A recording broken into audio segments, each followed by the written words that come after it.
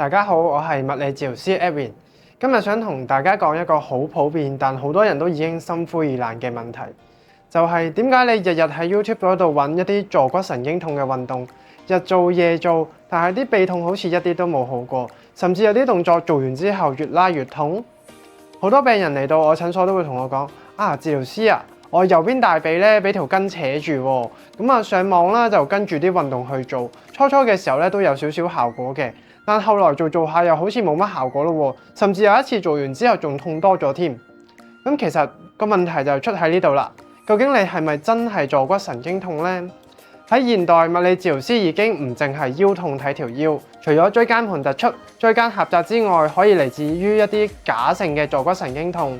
嚟自於臀部嘅肌肉啦，又或者一啲底下嘅關節啦，或者嚟自於下肢其他位置嘅神經性刺激，都會導致坐骨神經痛咁嘅症狀嘅。咁如果你盲目咁去拉嗰條已經受壓得好犀利、過度敏感嘅神經線，其實就等於當你件衫俾道門夾住咗，但係你唔開道門走去死拉死扯嗰件衫，結果只會令嗰個神經線更加受到刺激，甚至幫自己整多幾個新傷。唔先處理一啲起因而淨係死拉痛位嘅話咧，係一啲治標唔治本嘅行為嚟嘅。首先我哋要搞清楚乜嘢係真嘅坐骨神經痛。真正嘅坐骨神經痛啦，一個 true 嘅 sciatica 咧，醫學上亦都稱之為腰椎嘅神經根病變。其實即係話構成坐骨神經嘅一條啦，或者多條神經根，由 L4 去到 S3嘅範圍咧，喺個脊柱內部啦，又或者佢嘅出口處出現咗一啲壓迫啦，或者刺激。咁通常我哋常見嘅診斷就包括腰嘅椎間盤突出啦、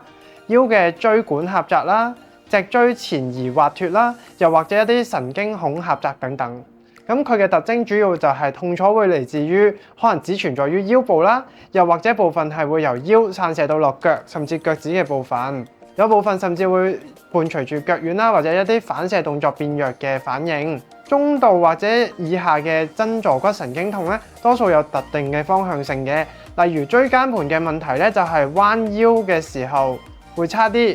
向後咬腰嘅時候會好啲。同時坐得耐又會比企或者行路會更加差嘅。但係如果一啲真嘅坐骨神經痛喺急性或者嚴重嘅情況之下，就會行企坐瞓，無論你咩姿勢咩動作都會引起明顯嘅痛楚嘅。你可能會問咁咩叫假嘅坐骨神經痛啊？我哋醫學上稱之為 pseudo sciatica。以下我哋就會講一講點樣揾出呢啲問題啦，亦都會講一講部分嘅例子啦。首先第一個係梨狀肌綜合症，大家都聽過呢個 piriformis syndrome 噶啦。喺呢個 pat pat 位中間嘅肌肉，如果佢過緊嘅時候咧，就有機會壓住咗下邊嗰個神經。第二樣就係一個轉移痛啦，我哋叫做 refer pain。較常見係一啲腰椎嘅小關節問題，包括 facet joint 嘅問題啦，或者一啲底下關節 SI joint 嘅問題。呢啲地方因為一啲日常嘅姿勢啦、動作壓力嘅刺激啦，會令到一啲神經產生咗反應嘅。當信號 send 咗去呢個脊柱神經嘅時候咧，就會產生轉移痛啦，令到你本身大腿後側出現脊尺痛嘅感覺啦，但其實本身條神經就一啲問題都冇嘅。第三種就係筋膜張力失衡啦。你可以想象為每一個人嘅肌肉外層都被筋膜所包圍住嘅，可以想象為咧好似全身被一件睇唔到嘅衫包住啦。如果嗰件衫拉扯住咗，或者佢太窄箍住咗成個人嘅時候咧，你就好容易會覺得成個人都好僵硬咁樣啦。有機會感覺到好似有啲嘢扯住拉住你嘅感覺。當呢個拉扯嘅力量太強咧，甚至會影響咗你嘅血液循環嘅，就會導致你成日感覺到嗰個肌肉啦，或者個範圍出現冤住痛嘅感覺啦。我哋講一啲假性嘅坐骨神經痛 pseudo sciatica 咧，佢嘅成因咧會有好多樣嘅，令到佢症狀上出現較大嘅變化啦。包括佢哋唔一定會出現腰痛同埋腳痛喺同步嘅時間出現啦，亦都會少啲機會出現下肢無力嘅情況。而我哋要確認你係咪一個 pseudo sciatica 嘅話咧，大多數情況下都需要專業人士嘅檢查啦、判斷之後咧，先可以確認到實際上受影響嘅結構嘅。其實我想分享一下喺而家呢個資訊發達嘅年代啦， YouTube 嘅影片啦同一啲 AI 的確係一個好好嘅輔助工具。但係點解醫療專業依然都需要多年嘅臨床訓練呢？其實係因為診斷其實唔單單係對號入座，而係需要精準咁分辨身體一啲極為複雜嘅代償機制啦。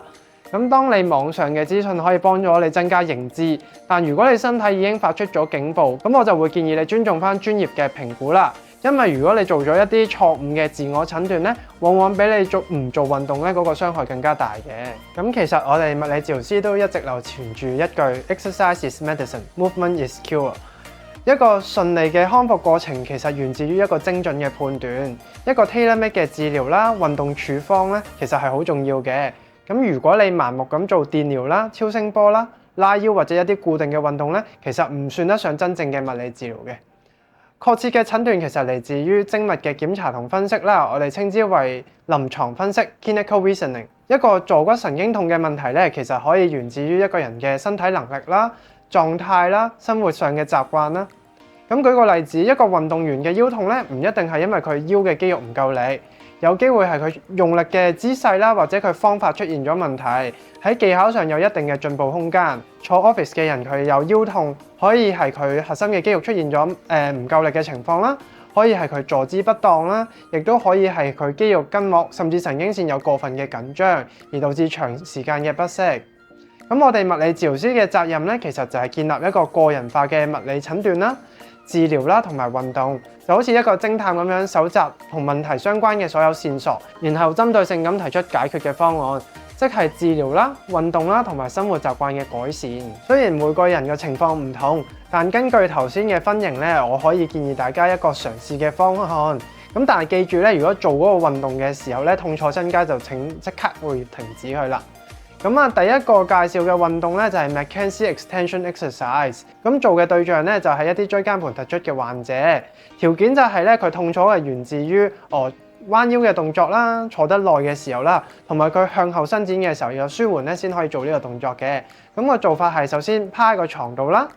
用兩隻手慢慢咁撐起個上半身，保持個盤骨貼住張床嘅，維持住1至2秒啦，然後放鬆落翻嚟。慢慢咁重複15次，咁呢個動作嘅目的咧就係重新咁分配椎間盤嘅壓力。一般做完之後咧，腳臂嘅症狀就會收窄啦、向上移啦，慢慢移翻去條腰嗰度。咁呢個代表一個好嘅現象咧，我哋叫做 centralization。咁但係要注意喎，如果你係一啲腰椎間管狹窄、椎間前移滑脫嘅問題，或者一啲好嚴重嘅椎間盤突出患者咧，都唔適合做呢個動作嘅。咁第二個動作咧就係抱膝運動啦。咁我哋做呢個運動嘅對象咧就係腰椎間管狹窄啦、脊椎前移滑脫嘅病人嘅。咁個條件就係咧佢痛楚通常源自於站立啦或者行路嘅時候，當你向前彎腰或者坐嘅時候咧，反而舒緩得多少少嘅話咧，就適合做呢個動作啦。咁做法咧就首先你要平躺啦，然之後雙手抱腳，慢慢將個膝頭哥帶上個心口嗰度，維持20秒鐘。做緊嘅時候你會感覺到背脊啦、腰嘅地方有少少拉扯住嘅。咁當你維持20秒之後咧，就慢慢放鬆，重複3次。呢個動作嘅目的咧就係打開你脊椎中間嘅空間啦，咁令到脊柱神經少啲受到壓迫嘅。咁而第三個動作咧，就係一個用個網球啦或者筋膜球去放鬆同埋伸展呢個梨狀肌嘅。咁梨狀肌綜合症嘅患者咧，通常佢哋嘅症狀都係由嗰個腳臂啦，由個 pat pat 開始啦，就好少由個腰椎嗰度開始嘅。而且佢通常會摸到咧佢個 pat pat 肌肉比較緊張。咁我哋做法咧就係我哋唔建議咧有梨狀肌綜合症嘅病人首先夾硬咁拉筋嘅。你應該首先要將嗰個網球啦。放喺個 pat pat 嘅位置嗰度啦。當你平躺嘅時候咧，就壓落去，上下咁樣移動，咁維持1至2分鐘啦。然後第二個 step 就係揾一張凳翹腳，挺直條腰，慢慢咁向前壓，維持住20秒鐘，慢慢咁拉鬆呢個梨狀肌。咁我哋嘅目標就係放鬆梨狀肌呢個肌肉啦，減少佢對坐骨神經嘅壓迫。最後我想同各位腰痛唔舒服嘅病人講，你嘅身體唔係一個實驗室。唔好攞自己條脊椎、自己條神經線去不斷咁嘗試一啲唔適合你嘅運動。如果你已經試過 follow YouTube 嘅運動都冇好轉，甚至嚴重咗，請停止盲目試錯，揾一個專業嘅物理治療師做一個詳細嘅評估，揾出源頭，對症下藥，先係最快最慳時間嘅康復方法。我係物理治療師 Edwin，希望呢條片幫到你。我哋下次見，拜拜。如果你覺得今條片有幫到你，記得俾個 like、share 俾身邊有需要嘅朋友，同埋 subscribe 我哋個 channel。Mana Healthcare 之後仲會有更多健康資訊同大家分享，希望可以成為你維持健康路上嘅好同伴。我哋下條片見啦！